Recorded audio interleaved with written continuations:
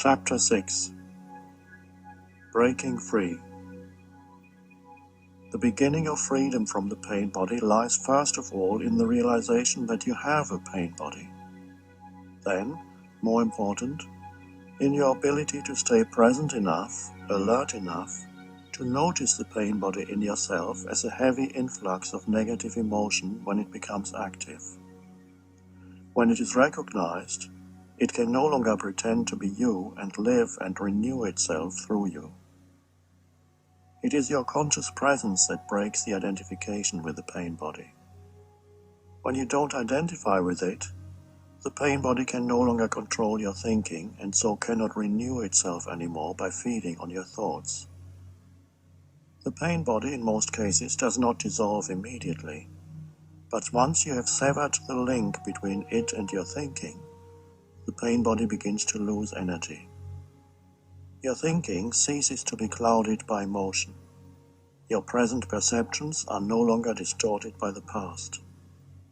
The energy that was trapped in the pain body then changes its vibrational frequency and is transmuted into presence. In this way, the pain body becomes fuel for consciousness. This is why many of the wisest, most enlightened men and women on our planet once had a heavy pain body. Regardless of what you say or do, or what face you show to the world, your mental-emotional state cannot be concealed. Every human being emanates an energy field that corresponds to his or her inner state, and most people can sense it, although they may feel someone else's energy emanation only subliminally. That is to say, they don't know that they sense it, yet it determines to a large extent how they feel about and react to that person. Some people are most clearly aware of it when they first meet someone, even before any words are exchanged. A little later, however, words take over the relationship, and with words come the roles that most people play. Attention then moves to the realm of mind, and the ability to sense the other person's energy field becomes greatly diminished. Nevertheless, it is still felt on an unconscious level. When you realize that pain bodies unconsciously seek more pain, that is to say, that they want something bad to happen, you will understand that many traffic accidents are caused by drivers whose pain bodies are active at the time. When two drivers with active pain bodies arrive at an intersection at the same time, the likelihood of an accident is many times greater than under normal circumstances. Unconsciously, they both want the accident to happen. The role of pain bodies in traffic accidents is most obvious in the phenomenon called road rage, when drivers become physically violent, often over trivial matters such as someone in front of them driving too slowly. Many acts of violence are committed by normal people who temporarily turn into maniacs. All over the world at court proceedings, you hear the defense lawyers say, "This is totally out of character," and the accused, "I don't know what came over me." To my knowledge, so far, no defense lawyer has said to the judge, although the day may not be far off, "This is a case of diminished responsibility. My client's pain body was activated and he did not know what he was doing. In fact, he didn't do it. His pain body did." Does this mean that people are not responsible for what they do when possessed by the pain body? My answer is, how can they be? How can you be responsible when you're unconscious, when you don't know what you're doing? However, in the greater scheme of things, human beings are meant to evolve into conscious beings, and those who don't will suffer the consequences of their unconsciousness. They are out of alignment with the evolutionary impulse of the universe. And even that is only relatively true. From a higher perspective, it is not possible to be out of alignment with the evolution of the universe, and even human unconsciousness and the suffering it generates is part of that evolution. When you can't stand the endless cycle of suffering anymore, you begin to awaken. So the pain body too has its necessary place in the larger picture. Presence. A woman in her 30s came to see me. As she greeted me, I could sense the pain behind her polite and superficial smile. She started telling me her story, and within 1 second her smile changed into a grimace of pain. Then she began to sob uncontrollably. She said she felt lonely and unfulfilled. There was much anger and sadness. As a child, she had been abused by a physically violent father. I saw quickly that her pain was not caused by her present life circumstances, but by an extraordinarily heavy pain body. Her pain body had become the filter through which she viewed her life situation. She was not yet able to see the link between the emotional pain and her thoughts, being completely identified with both. She could not yet see that she was feeding the pain body with her thoughts. In other words, she lived with the burden of a deeply unhappy self. At some level, however, she must have realized that her pain originated within herself, that she was a burden to herself. She was ready to awaken, and this is why she had come. I directed the focus of her attention to what she was feeling inside her body, and asked her to sense the emotion directly, instead of through the filter of her unhappy thoughts, her unhappy story. She said she had come expecting me to show her the way out of her unhappiness, not into it. Reluctantly, however, she did what I asked her to do. Tears were rolling down her face, her whole body was shaking. At this moment, this is what you feel, I said. There's nothing you can do about the fact that at this moment, this is what you feel. Now, instead of wanting this moment to be different from the way it is, which adds more pain to the pain that is already there, is it possible for you to completely accept that this is what you feel right now? She was quiet for a moment. Suddenly she looked impatient, as if she was about to get up, and said angrily, "No, I don't want to accept this." "Who is speaking?" I asked her. "You or the unhappiness in you? Can you see that your unhappiness about being unhappy is just another layer of unhappiness?" She became quiet again. "I'm not asking you to do anything. All I'm asking is that you find out whether it is possible for you to allow those feelings to be there. In other words, and this may sound strange, if you don't mind being unhappy, what happens to the unhappiness? Don't you want to find out?" She looked puzzled briefly, and after a minute or so of sitting silently, I suddenly noticed a significant shift in her energy field. She said, "This is weird.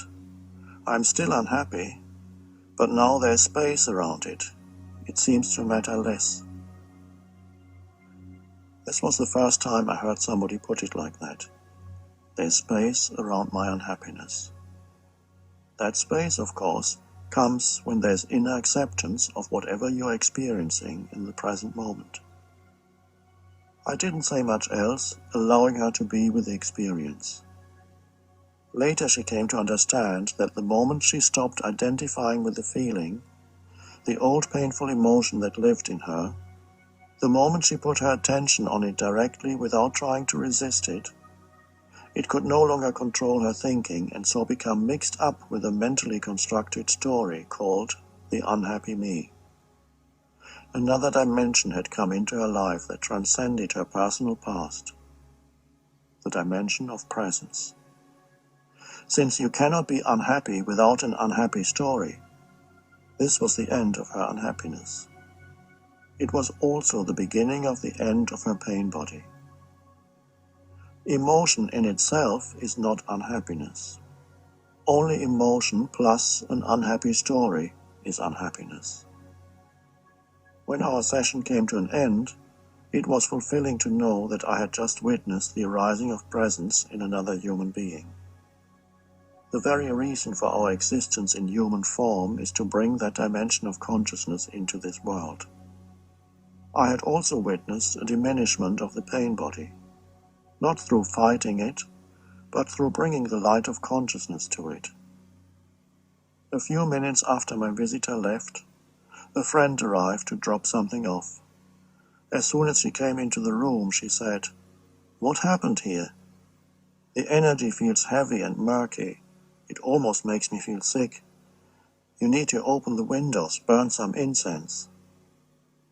I explained that I had just witnessed a major release in someone with a very dense pain body, and that what she felt must be some of the energy that was released during our session.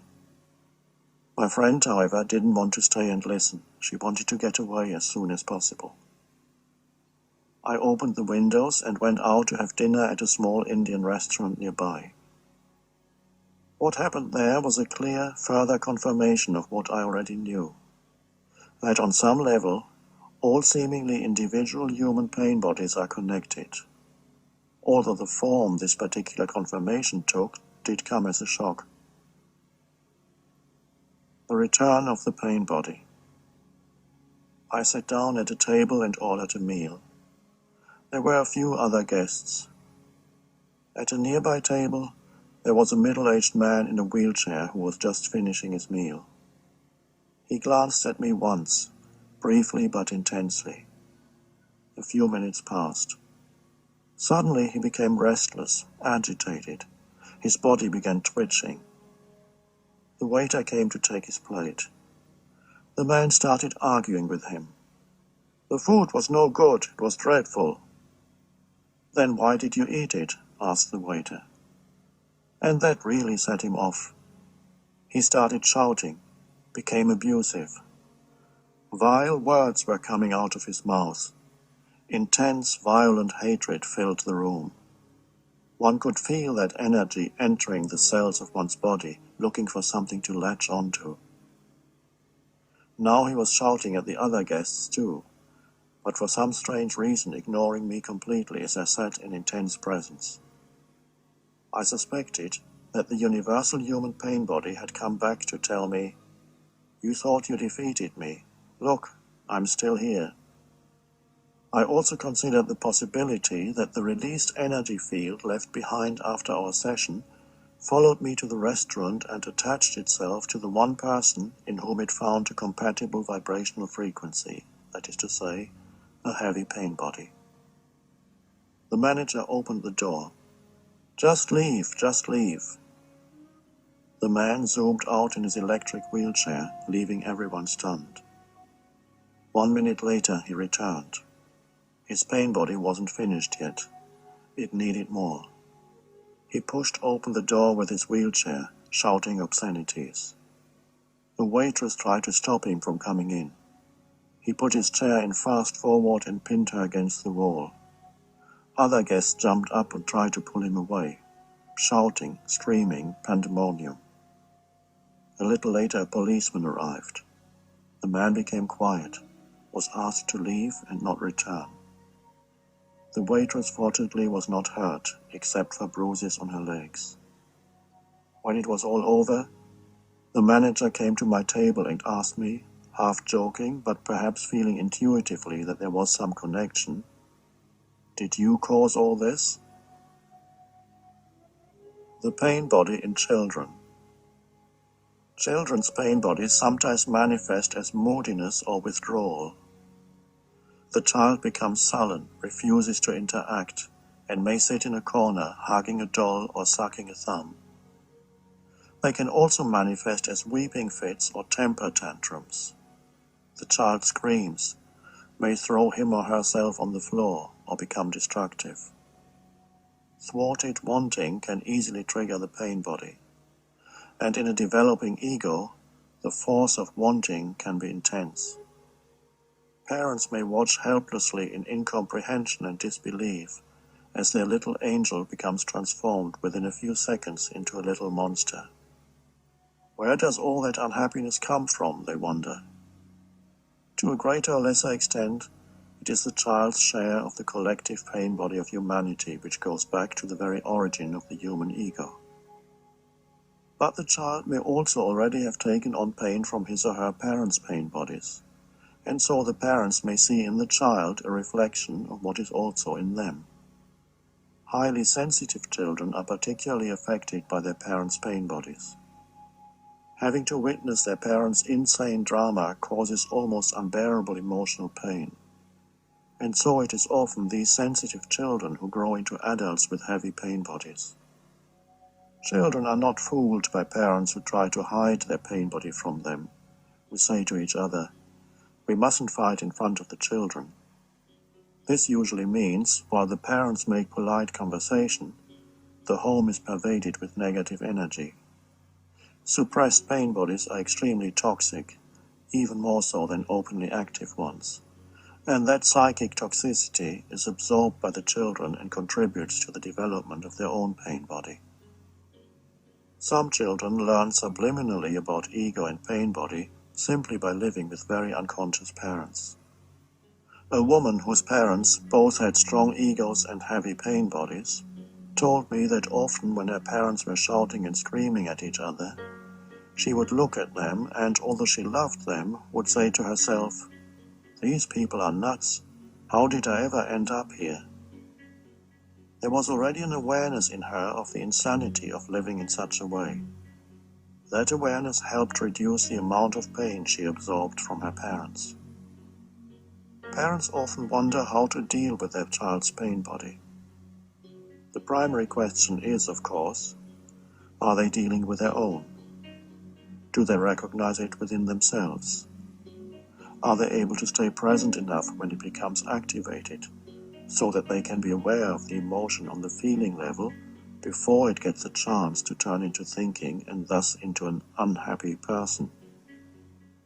While the child is having a pain body attack, there isn't much you can do except to stay present so that you are not drawn into an emotional reaction. The child's pain body would only feed on it. Pain bodies can be extremely dramatic. Don't buy into the drama. Don't take it too seriously. If the pain body was triggered by thwarted wanting, don't give in now to its demands. Otherwise, the child will learn, the more unhappy I become, the more likely I am to get what I want. This is a recipe for dysfunction in later life. The pain body will be frustrated by your non-reaction and may briefly act up even more before it subsides. Fortunately, pain body episodes in children are usually more short-lived than in adults. A little while after it has subsided, or perhaps the next day, you can talk to the child about what happened. But don't tell the child about the pain body. Ask questions instead. For example, what was it that came over you yesterday when you wouldn't stop screaming? Do you remember? What did it feel like? Was it a good feeling? That thing that came over you, does it have a name? No? If it had a name, what would it be called? If you could see it, what would it look like? Can you paint a picture of what it would look like? What happened to it when it went away? Did it go to sleep? Do you think it may come back? These are just a few suggested questions. All these questions are designed to awaken the witnessing faculty in the child, which is presence. They will help the child to disidentify from the pain body. You may also want to talk to the child about your own pain body, using the child's terminology. The next time the child gets taken over by the pain body, you can say, "It's come back, hasn't it?" Use whatever words the child used when you talked about it. Direct the child's attention to what it feels like. Let your attitude be one of interest or curiosity, rather than one of criticism or condemnation. It is unlikely that this will stop the pain body in its tracks, and it may appear that the child will not even be hearing you. Yet some awareness will remain in the background of the child's consciousness even while the pain body is active.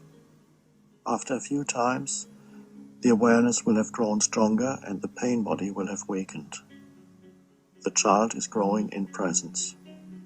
One day you may find that the child is the one to point out to you that your own pain body has taken control of you. Unhappiness.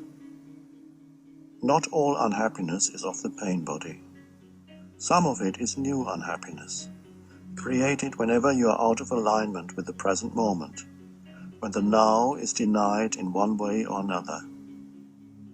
When you recognize that the present moment is always already the case, and therefore inevitable, you can bring an uncompromising inner yes to it, and so not only create no further unhappiness, but, with inner resistance gone, find yourself empowered by life itself. The pain body's unhappiness is always clearly out of proportion to the apparent cause. In other words, it is an overreaction. This is how it is recognized, although not usually by the sufferer, the person possessed.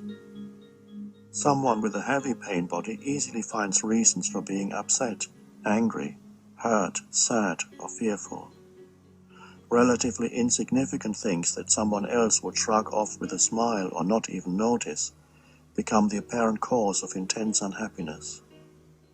They are, of course, not the true cause, but only act as a trigger. They bring back to life the old accumulated emotion.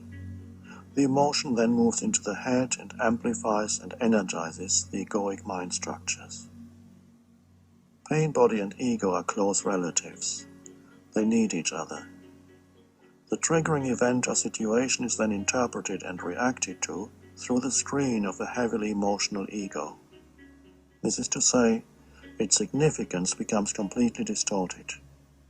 You look at the present through the eyes of the emotional past in you. In other words, what you see and experience is not in the event or situation, but in you. Or in some cases, it may be there in the event or situation, but you amplify it through your reaction. This reaction, this amplification, is what the pain body wants and needs, what it feeds on.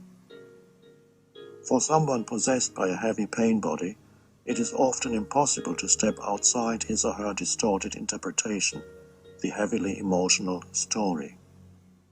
The more negative emotion there is in a story, the heavier and more impenetrable it becomes. And so the story is not recognized as such, but is taken to be reality.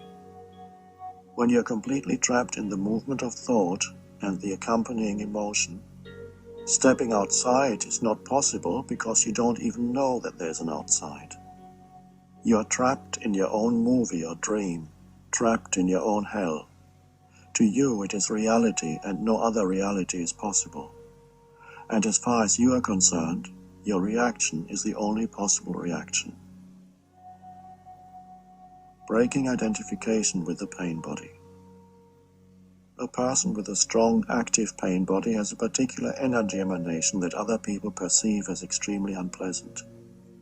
When they meet such a person, some people will immediately want to remove themselves or reduce interaction with him or her to a minimum.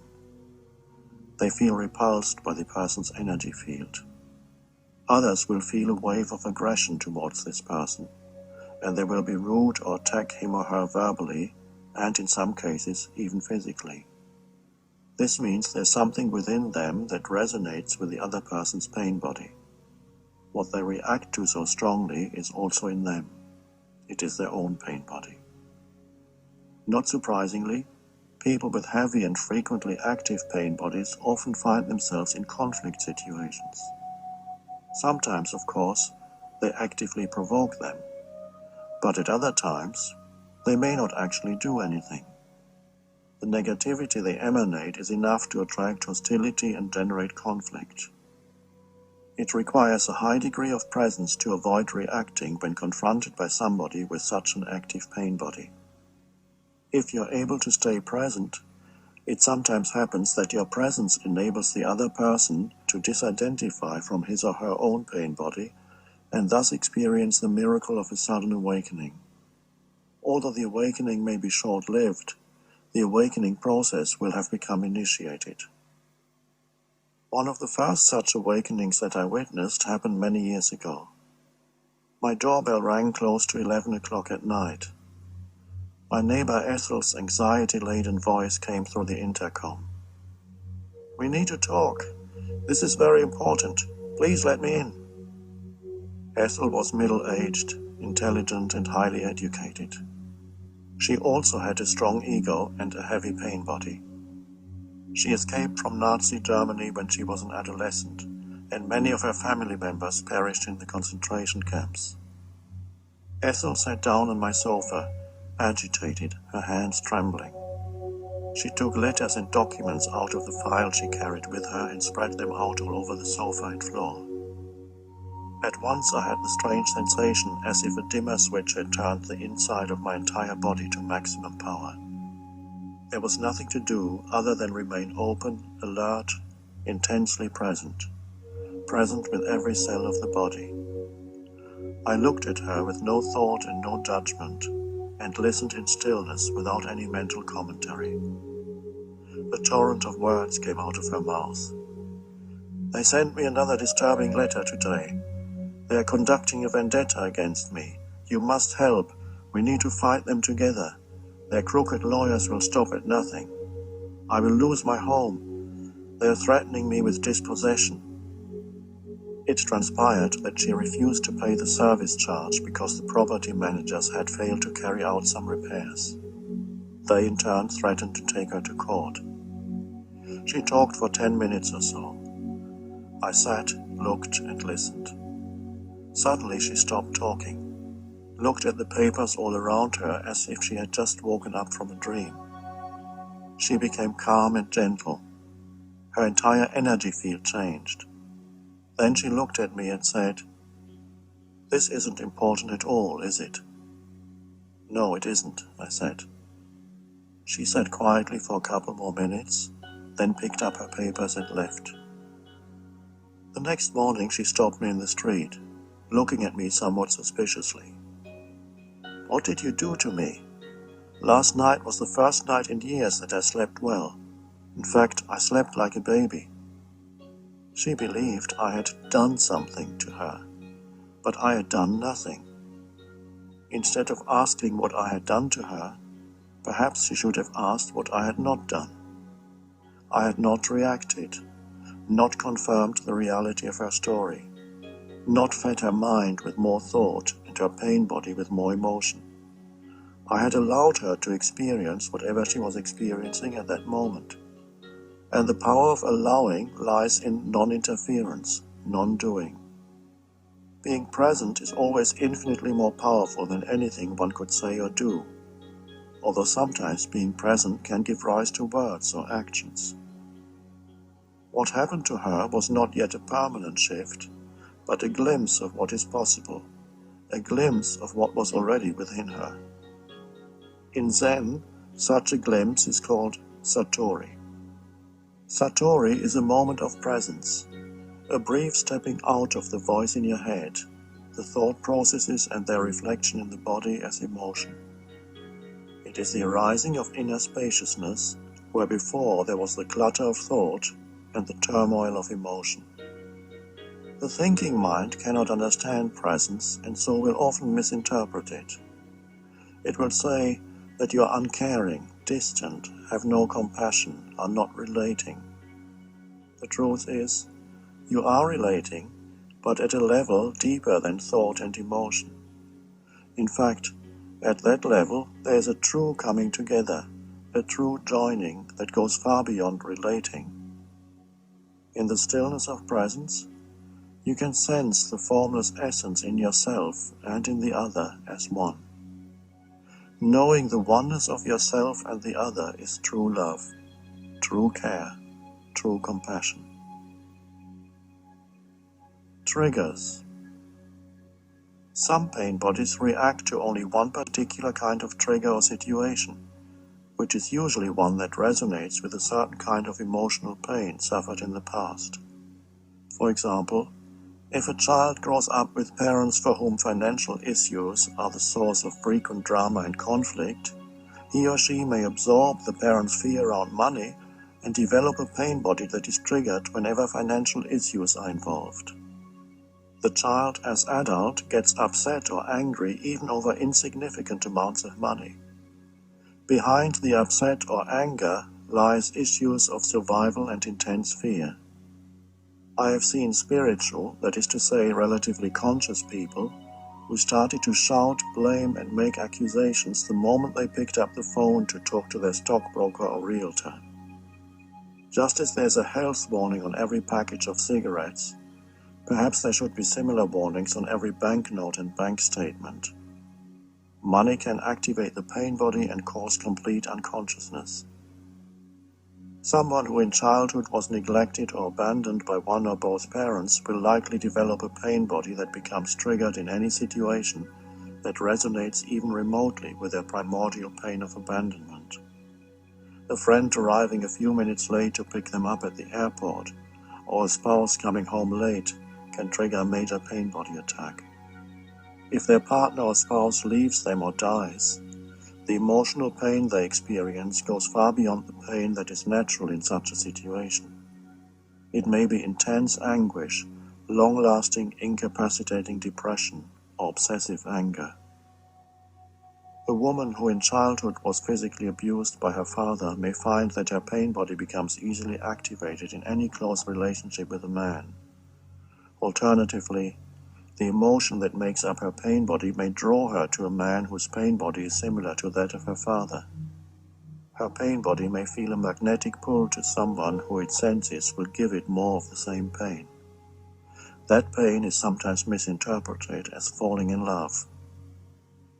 A man who had been an unwanted child and was given no love and a minimum of care and attention by his mother developed a heavy ambivalent pain body that consisted of unfulfilled intense longing for his mother's love and attention, and at the same time intense hatred towards her for withholding what he so desperately needed. As an adult, almost every woman would trigger his pain body's neediness, a form of emotional pain, and this would manifest as an addictive compulsion to conquer and seduce almost every woman he met, and in this way get the female love and attention that the pain body craved. He became quite an expert on seduction, but as soon as a relationship turned intimate or his advances were rejected, the pain body's anger towards his mother would come up and sabotage the relationship. When you recognize your own pain body as it arises, you will also quickly learn what the most common triggers are that activate it, whether it be situations or certain things other people do or say. When those triggers occur, you will immediately see them for what they are and enter a heightened state of alertness. Within a second or two, you will also notice the emotional reaction that is the arising pain body. But in that state of alert presence, you won't identify with it, which means the pain body cannot take you over and become the voice in your head.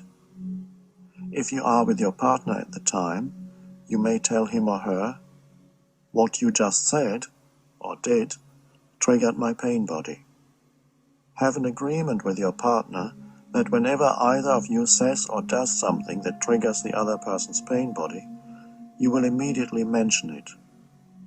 In this way, the pain body can no longer renew itself through drama in the relationship, and instead of pulling you into unconsciousness, will help you become fully present. Every time you are present when the pain body arises, some of the pain body's negative emotional energy will burn up, as it were, and become transmuted into presence. The rest of the pain body will quickly withdraw and wait for a better opportunity to arise again. That is to say, when you are less conscious. A better opportunity for the pain body to arise may come whenever you lose presence, perhaps after you've had a few drinks or while watching a violent film. The tiniest negative emotion, such as being irritated or anxious, can also serve as a doorway through which the pain body can return. The pain body needs your unconsciousness. It cannot tolerate the light of presence. The pain body as an awakener. At first sight, it may seem that the pain body is the greatest obstacle to the arising of a new consciousness in humanity. It occupies your mind, controls and distorts your thinking, disrupts your relationships, and feels like a dark cloud that occupies your entire energy field. It tends to make you unconscious, spiritually speaking, which means totally identified with mind and emotion. It makes you reactive, makes you say and do things that are designed to increase the unhappiness within yourself and the world. As unhappiness increases, however, it also causes increasing disruption in your life. Perhaps the body can't take the stress anymore and develops an illness or some dysfunction. Perhaps you become involved in an accident, some huge conflict situation or drama that was caused by the pain body's desire for something bad to happen. Or you become the perpetrator of physical violence. Or it all becomes too much and you cannot live with your unhappy self anymore. The pain body, of course, is part of that false self. Whenever you get taken over by the pain body, whenever you don't recognize it for what it is, it becomes part of your ego. Whatever you identify with turns into ego. The pain body is one of the most powerful things the ego can identify with, just as the pain body needs the ego to renew itself through it. That unholy alliance, however, eventually breaks down in those cases where the pain body is so heavy that the egoic mind structures, instead of being strengthened by it, are becoming eroded by the continuous onslaught of the pain body's energy charge, in the same way that an electronic device can be empowered by an electric current, but also destroyed by it if the voltage is too high. People with strong pain bodies often reach a point where they feel their life is becoming unbearable, where they can't take any more pain, any more drama. One person expressed this by saying plainly and simply that she was fed up with being unhappy. Some people may feel, as I did, that they cannot live with themselves anymore. Inner peace then becomes their first priority. Their acute emotional pain forces them to disidentify from the content of their minds and the mental-emotional structures that give birth to and perpetuate the unhappy me.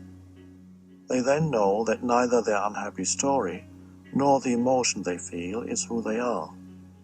They realize they are the knowing, not the known. Rather than pulling them into unconsciousness, the pain body becomes their awakener, the decisive factor that forces them into a state of presence. However, due to the unprecedented influx of consciousness we are witnessing on the planet now, many people no longer need to go through the depths of acute suffering to be able to disidentify from the pain body. Whenever they notice they have slipped back into a dysfunctional state, they are able to choose to step out of identification with thinking and emotion and enter the state of presence. They relinquish resistance, become still and alert, one with what is, within and without. The next step in human evolution is not inevitable, but for the first time in the history of our planet, it can be a conscious choice. Who is making that choice? You are. And who are you? Consciousness that has become conscious of itself. Breaking free of the pain body. A question people frequently ask is, how long does it take to become free of the pain body? The answer is, of course, that it depends both on the density of an individual's pain body as well as the degree or intensity of that individual's arising presence. But it is not the pain body, but identification with it that causes the suffering that you inflict on yourself and others. It is not the pain body, but identification with the pain body that forces you to relive the past again and again, and keeps you in a state of unconsciousness. So a more important question to ask would be this: how long does it take to become free of identification with the pain body? And the answer to that question is, it takes no time at all. When the pain body is activated, know that what you are feeling is the pain body in you. This knowing is all that is needed to break your identification with it. And when identification with it ceases, the transmutation begins. The knowing prevents the old emotion from rising up into your head and taking over not only the internal dialogue, but also your actions as well as interactions with other people. This means the pain body cannot use you anymore and renew itself through you. The old emotion may then still live in you for a while and come up periodically. It may also still occasionally trick you into identifying with it again, and thus obscure the knowing, but not for long. Not projecting the old emotion into situations means facing it directly within yourself. It may not be pleasant, but it won't kill you. Your presence is more than capable of containing it. The emotion is not who you are. When you feel the pain body, don't fall into the error of thinking there's something wrong with you. Making yourself into a problem, the ego loves that. The knowing needs to be followed by accepting. Anything else will obscure it again. Accepting means you allow yourself to feel whatever it is you're feeling at that moment. It is part of the isness of the now. You can't argue with what is. Well, you can, but if you do, you suffer. Through allowing, you become what you are, vast, spacious. You become whole. You're not a fragment anymore, which is how the ego perceives itself. Your true nature emerges, which is one with the nature of God.